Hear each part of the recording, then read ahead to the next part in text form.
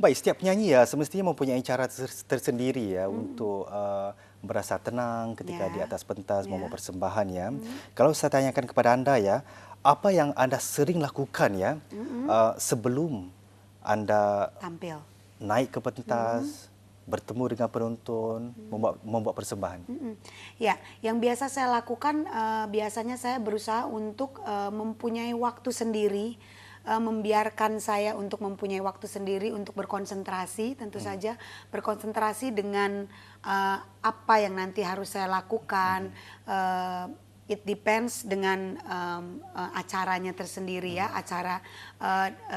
acaranya sendiri, misalnya apa yang harus saya katakan nanti dalam performance saya gitu ya.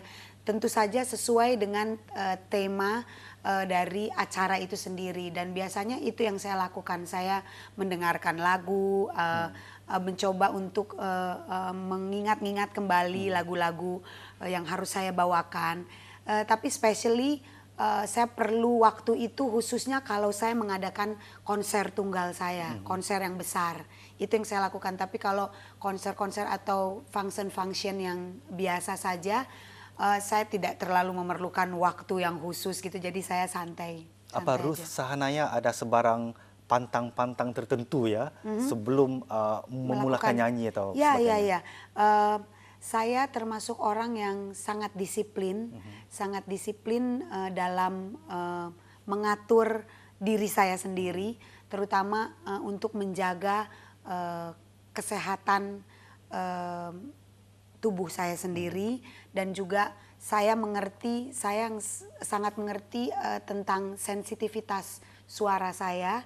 Jadi karena saya yang tahu, jadi harus saya yang mengatur sendiri ya, harus tahu. Dan biasanya tipe suara orang berbeda-beda ya. Kalau saya sangat sensitif dengan pedas, dengan dingin-dingin, yang minuman yang dingin. Jadi itu yang saya cegah ya, yang saya cegah minyak-minyak, ya makanan yang berminyak. Tidak ada mungkin kaedah lain untuk mengasah suara Anda? Oh, untuk mengasah ya harus setiap hari melakukan warming up.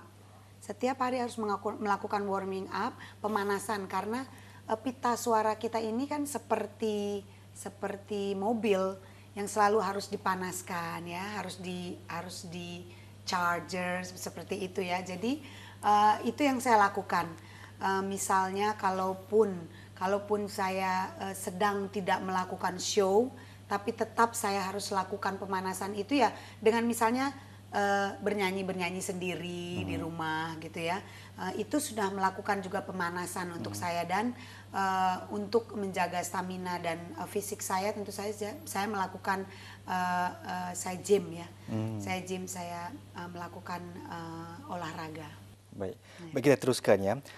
25 tahun sebagai seorang penyanyi ya, semestinya ya begitu banyak sekali pengalamannya. Pertama sekali ingin saya dapatkan daripada Anda ya, apa pengalaman Anda yang paling manis sekali sebagai seorang diva, penyanyi, orang yang disukai irama ya? Pengalaman yang paling manis. Satu saja. Satu, wow. Ya ketika saya bisa menyenangkan semua yang menyaksikan saya, itu saya rasa satu hal yang sangat berarti, sangat bernilai untuk saya gitu. Karena pekerjaan saya adalah menghibur. Jadi ketika saya bisa memuaskan, bisa membuat penonton senang, itu buat saya adalah suatu kesuksesan yang luar biasa ya. Baik, kedua ya, Ya. semestinya kata orang langit tidak selalu cerah ya. Betul, betul sekali. Kongsi dengan kami ya Ruth, kesulitan paling besar yang pernah Anda alami sebagai seorang artis ya.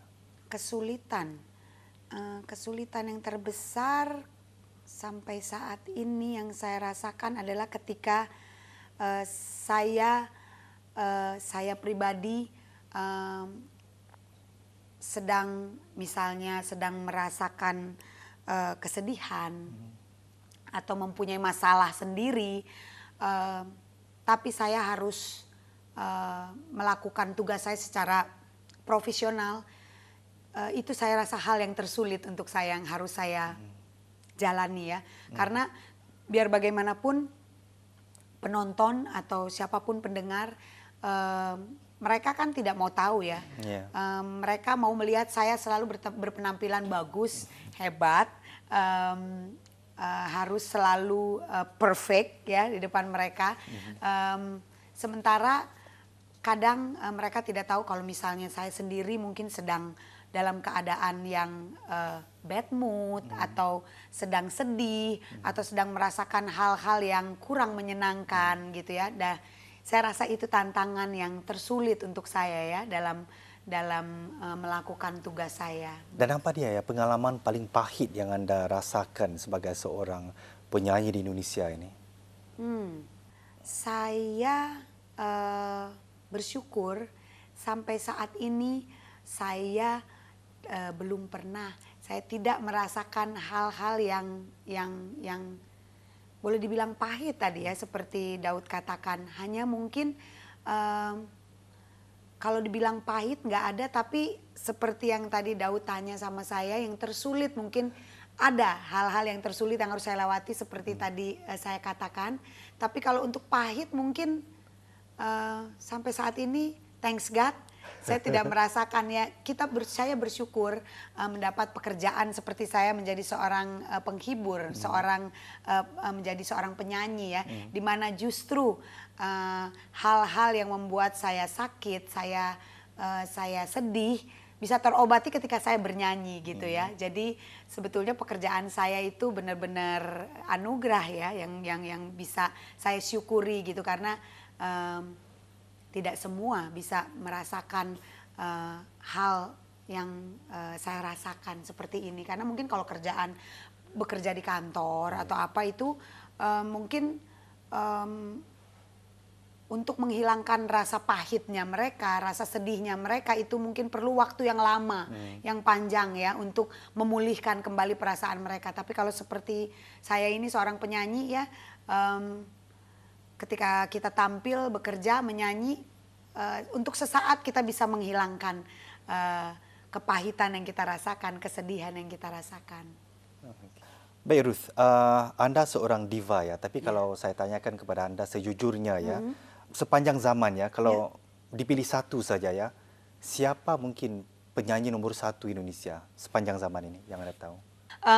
Saya rasa Titiek Puspa merupakan seorang penyanyi yang komplit untuk saya ya. Jadi kalau ditanyakan siapa, saya rasa mungkin Titiek Puspa, karena sampai saat ini pun kalau saya tidak salah dia sudah berumur 60 tahun ke atas ya, 60 tahun ke atas dia masih eksis di Indonesia dan masih bisa berkarya. Itu sangat luar biasa ya. Saya rasa ya, saya ingin kalau Tuhan menghendaki tentu saja ya, saya ingin kalau bisa seperti Titiek Puspa dalam berkarya itu sampai tua masih bisa berkarya. Mengapa bukan orang seperti Pak Gesang atau Beruri, mempunyai genre mungkin yang berlainan sedikit atau mungkin mempunyai suara yang lain sedikit? Mengapa bukan mereka bagi Anda? Tadi disuruh pilihnya satu ya, sebetulnya. Sebenarnya kalau boleh saya katakan Daud, tadi Daud bilang satu aja. Iya. Oh oke. Jadi saya agak kesulitan sebenarnya satu. Tapi mengapa yang satu ini bukan yang satu ini? Oke. Kenapa ya? Tapi karena saya bilang mungkin karena Titiek Puspa itu dia multi talented. Dia selain juga penyanyi, dalam seni ya, dalam seni dia bisa menciptakan lagu, dia juga punya apa satu misi dan visi yang baik dalam berkarya. Dia juga peduli dengan bangsa dan negara. Jadi dia kadang-kadang menciptakan juga lagu yang untuk memberikan semangat, memberikan motivasi kepada bangsa dan negara gitu ya. Dan dia juga seorang bintang film ya. Jadi saya rasa dia multi talented. Itu yang membuat saya mungkin menjadi pilihan yang utama untuk saya dari sekian banyak yang saya senangi ya. Baik Ruth, Anda digemari ya oleh jutaan peminat daripada Malaysia, daripada Singapura, Ya, termasuk yang mereka bergelar penyanyi ya. ya. Uh, Soalan saya kepada Anda, apakah Anda mendengar lagu-lagu daripada penyanyi Singapura atau penyanyi Malaysia?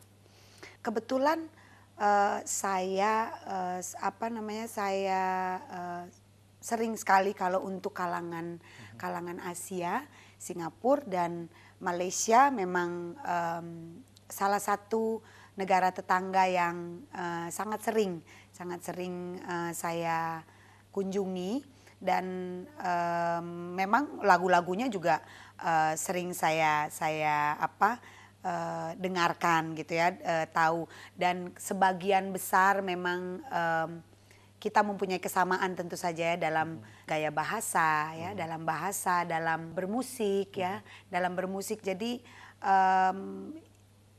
sudah pasti Singapura dan Malaysia menjadi salah satu juga apa namanya salah satu yang harus saya dengarkan juga ya tentu saja untuk industri musik gitu pastinya saya juga mendengarkan seperti apa sih gitu ya musik di Singapura dan Malaysia. Penyanyi Malaysia atau Singapura yang mana ya yang bagi Anda boleh menarik perhatian Anda? Setahu saya Anita Sarawak dan dari Singapura ya. Yeah. Jadi yang saya tahu untuk Singapura itu Anita Sarawak ya sebagai yang seniorsnya ya dan mungkin saya juga sering melihat kalau mengikuti ajang-ajang pencari bakat seperti itu ya. Banyak juga saya kurang paham namanya tapi saya lihat banyak sekali talenta-talenta dari Singapura khususnya ya yang mempunyai masa depan yang baik dalam industri musik ya. Ingin saya dapatkan kritikan ya daripada seorang kakak atau seorang senior ya tentang para penyanyi dari Singapura atau Malaysia ya. Mungkin dalam perspektif Anda ya, mungkin apa agaknya kekurangan yang ada pada mereka yang perlu diperbaiki lagi? Iya. Saya rasa kalau saya sebagai yang sudah boleh dibilang kakak ya, untuk bagi adik-adik saya yang baru merintis, baru memulai untuk bernyanyi ya, saya rasa kalau yang saya lihat mungkin kurang baik menurut saya ya. Kalau saya katakan mereka masih kurang gitu ya, tapi mungkin justru kita harus melihat kelebihannya dari mereka, jangan melihat kekurangannya, tapi lihat kelebihan yang ada pada mereka itu yang harus kita gali. Potensi itu yang harus kita kembangkan ya. Karena untuk saya pribadi kalau mau memotivasi seseorang jangan kita lihat kekurangannya, justru kelebihan yang ada daripada orang itu yang harus kita kembangkan ya gitu. Jadi tapi kembali lagi kalau boleh saya berikan sedikit kepada adik-adik yang baru memulai bahwa tetap harus menjadi diri sendiri, just the way you are gitu ya. Dan seperti tadi yang saya bilang harus mempunyai ciri khas juga, jangan hanya bisa untuk ikut-ikutan gitu ya. Dan juga attitude itu yang utama. Baik Ruth, Anda suka semua jenis muzik ya? Ya. Muzik jenis apa yang Anda paling suka? Paling suka, kalau jujur boleh katakan saya sangat suka dengan jazz. Saya suka jazz, tapi Lebih daripada balad? Ya. Sebetulnya dari sebelum saya menjadi penyanyi profesional, saya dulu saya lahir di Bandung dan saya dibesarkan di Bandung. Saya sering menyanyi di kafe-kafe dulu waktu saya masih high school. Dan genre musik yang saya nyanyikan adalah jazz gitu ya. Dan ketika saya ditawarkan untuk memulai rekaman pertama, pada saat itu tidak mungkin untuk seorang penyanyi pada awal menyanyi itu udah langsung bernyanyi dengan lagu musik jazz karena itu zaman dulu di Indonesia itu jazz itu masih tergolong untuk high class saja ya, high class saja dan masih tergolong musik yang berat mungkin ya, yang berat untuk orang awam, Jadi untuk album pertama zaman dulu jangan jazz, nanti nggak laku. Kalau lo keluarin jazz nggak laku, jadi kamu harus pop. Akhirnya saya rekaman untuk lagu pop gitu kira-kira awalnya. Dan kenapa saya suka jazz. Mengapa Ruth Sahanaya ya tidak mau mencuba merakamkan mungkin genre dangdut atau genre tradisional atau sebagainya ya? Mengapa tidak? Sebetulnya kita juga diri sendiri ini harus mempunyai kepekaan. Kita harus tahu sebenarnya warna suara kita ini lebih cocok dengan jenis musik apa ya, karena itu sangat mempengaruhi. Karena kalau kita memaksakan diri, misalnya warna suara saya seperti ini, tapi misalnya saya nyanyi dangdut, nggak laku karena saya pun nggak bisa, sulit. Nyanyi dangdut itu sulit, tidak semudah yang kita bayangkan, yang kita dengar ya. Dangdut itu mempunyai ritme hitungan tersendiri dan cara bernyanyi cengkoknya itu tidak mudah.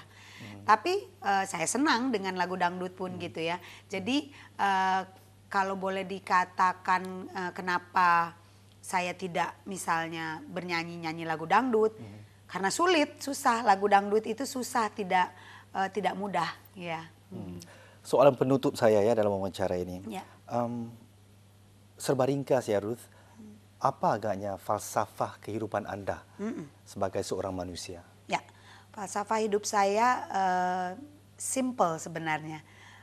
Berusaha untuk selalu menyenangkan orang lain dan bersyukur dalam segala hal.